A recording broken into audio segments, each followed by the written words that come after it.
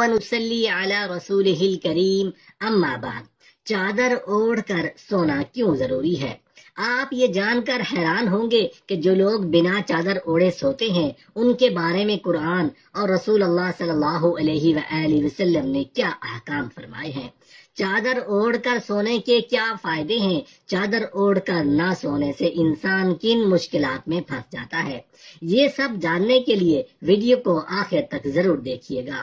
محترم ناظرین، رسول اللہ صلی اللہ علیہ وآلہ وسلم نے زندگی کے ہر پہلو میں ہماری رہنمائی فرمائی ہے اور ایک کامیاب زندگی گزارنے کا طریقہ سکھایا ہے، یہاں تک کہ نیند کی حالت کو بھی فراموش نہیں کیا۔ وہ نیند جس میں انسان تقریباً اپنی 1/3 زندگی گزار دیتا ہے، اسلام نے اس کے بہت سے آداب اور سنتیں ذکر فرمائی ہیں۔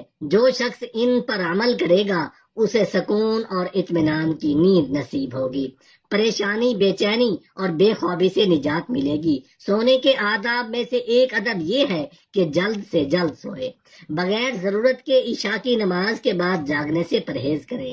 حضرت ابو برزہ اسلمی رضی اللہ عنہ سے روایت ہے کہ رسول اللہ صلی اللہ علیہ وآلہ وسلم عشاء سے قبل سونے کو اور عشاء کے بعد گفتگو کرنے کو ناپسند کرتے تھے۔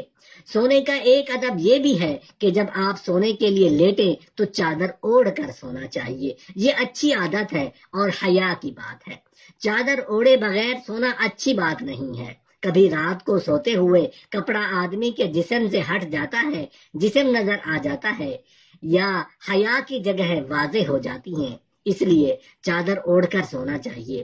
جب آپ جاگ رہے ہوتے ہیں تو اپنے سطر کا کتنا خیال کرتے ہیں، اس پر کسی کی نظر نہ پڑ جائے، اس لیے سونے میں بھی احتیاط کرنی چاہیے۔ اگر کوئی مجبوری ہو تو پتلی چادر اوڑھ کر سوئیں، اگر بہت ہی مجبوری ہو تو کم از کم ناف سے گھٹنوں تک کے حصے پر تو چادر ضرور اوڑھ لیں۔ حیا اور ایمان ساتھ ساتھ ہوتے ہیں، جتنی حیا ہوگی اتنا ایمان ہوگا۔ ہم آپ کو ایک بزرگ کا قصہ سناتے ہیں، ان کا نام ابو موسیٰ تھا۔ جب یہ اندھیرے کمرے میں بھی نہاتے اپنے کمر کو جھکا لیتے تھے، سیدھے کھڑے نہیں ہوتے تھے کہ مجھے اپنے رب سے سیدھا کھڑا ہونے سے حیا آتی ہے۔ اس سے معلوم ہوا کہ جہاں کوئی نہ ہو، اکیلے ہوں، تب بھی حیا کرنی چاہیے۔ پیٹ کے بل الٹے نہیں سونا چاہیے، رسول اللہ صلی اللہ علیہ وآلہ وسلم نے اس کو پسند نہیں فرمایا۔ ایک حدیث میں آیا ہے کہ یہ جہنمی کا سونا ہے، اس طرح جہنمی آدمی سوتا ہے۔ ایک دوسری حدیث میں ہے کہ اس طرح سونا اللہ تعالیٰ کو ناپسند ہے۔ بعض بچوں کی عادت ہوتی ہے کہ وہ منہ کے بال الٹے لیٹتے ہیں اور سوتے ہیں۔ بچوں، یہ بات ہی بری ہے، اس سے بچنا چاہیے۔ اگر سطر کھلنے کا خوف ہو تو چت لیٹ کر ایک پیر کو کھڑا کر کے دوسرے پیر کو اس پر رکھ کر سونا نہیں چاہیے، کہ رسول اللہ صلی اللہ علیہ وآلہ وسلم نے اس سے منع فرمایا ہے۔ سونے کا ایک ادب یہ ہے کہ ننگے بدن نہیں سونا چاہیے۔ بعض بچے کپڑوں کو اتار اتار کر ننگے بدن سوتے ہیں، یہ اچھی عادت نہیں ہے اور حیا کے خلاف ہے۔ خاص طور پر جب لوگوں کے درمیان سوئیں تو اور ہی بری بات ہے۔ اگر بہت ہی زیادہ گرمی لگے یا ضرورت ہو تو باریک کرتا پہن لینا چاہیے، مگر ننگے بدن سونے سے بچنا چاہیے۔ اگر لوگ بیٹھے ہوں تو ان کے درمیان بھی نہیں سونا چاہیے، رسول اللہ صلی اللہ علیہ وآلہ وسلم نے اس سے منع فرمایا ہے، اس سے لوگوں کو تکلیف ہوتی ہے۔ ایسی چھت پر بھی نہیں سونا چاہیے جس کی منڈیر نہ ہو، رسول اللہ صلی اللہ علیہ وآلہ وسلم نے ایسے آدمی سے بیزارگی کا اظہار فرمایا ہے۔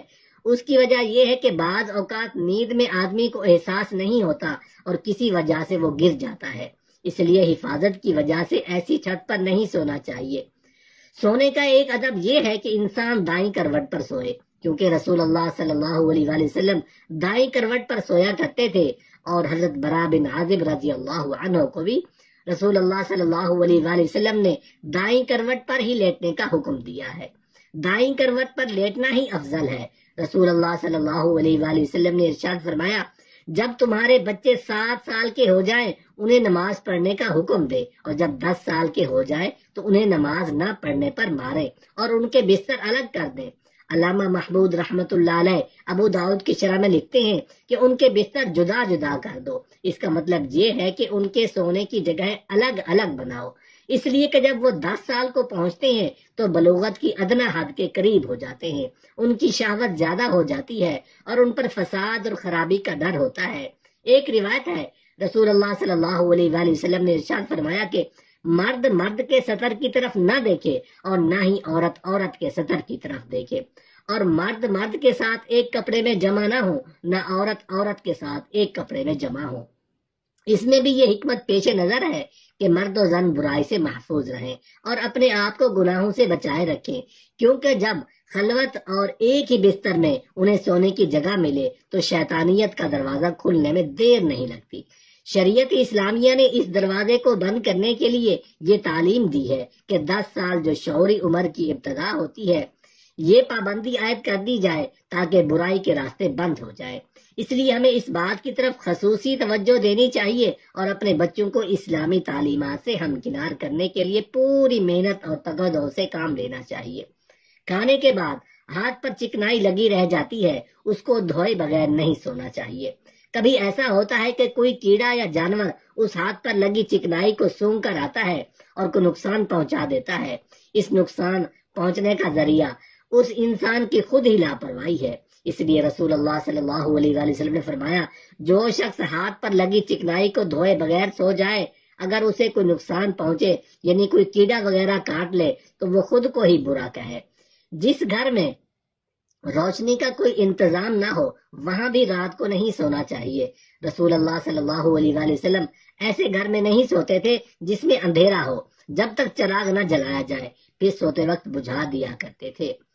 سونے کا ایک ادب یہ بھی ہے کہ سونے سے پہلے بستر کو جھاڑ لینا سنت ہے۔ مستحب یہ ہے کہ باوضو سونا چاہیے۔ بسم اللہ پڑھ کر کچھ دیر داہنی کروٹ پر سونا سنت ہے۔ سوتے وقت سونے کی دعا اللہم باسمک اموت و احیا پڑھ لینا سنت ہے۔ داہنی ہاتھ کو رخسار کے نیچے رکھ کر قبلہ رخ سونا سنت ہے۔ اس کے بعد بائیں کروٹ پر سونے میں کوئی مذائقہ نہیں۔ سرما لگا کر سونا افضل ہے۔ اپنے گناہوں کی معافی مانگ کر سونا اچھا اور پسندیدہ عمل ہے۔ نیند آنے تک اللہ کا ذکر کرتے رہنا چاہیے۔ پیٹ کے بل نہ لیٹا جائے۔ حدیث پاک میں ہے جس کا مفہوم ہے کہ الٹا لیٹنے کو اللہ پسند نہیں فرماتا۔ پاؤں پر پاؤں رکھ کر لیٹنا اچھا نہیں۔ لڑکا جب 10 برس کا ہو جائے تو اپنی بہن، ماں یا بہن وغیرہ کے ساتھ نہ سلایا جائے، بلکہ اتنی عمر کا لڑکا لڑکوں اور مردوں کے ساتھ نہ سوئے۔ دن کے ابتدائی حصہ اور مغرب اور عشاء کے درمیان اور عصر کے بعد سونا مکروہ ہے۔ شمال کی طرف پاؤں پھیلا کر سونا جائز ہے، البتہ مغرب کی طرف پاؤں کر کے سونا ناجائز ہے۔ یقیناً اس میں قبلہ کی بے ادبی ہے۔ رسول اللہ صلی اللہ علیہ وآلہ وسلم نے ارشاد فرمایا، جب رات کی ابتدائی تاریکی آ جائے تو بچوں کو گھروں میں سمیٹ لو، کیونکہ اس وقت شیاطین ادھر ادھر نکل پڑتے ہیں۔ پھر جب ایک گھڑی رات چلی جائے تو بچوں کو چھوڑ دو اور بسم اللہ پڑھ کر دروازوں کو بند کر لو۔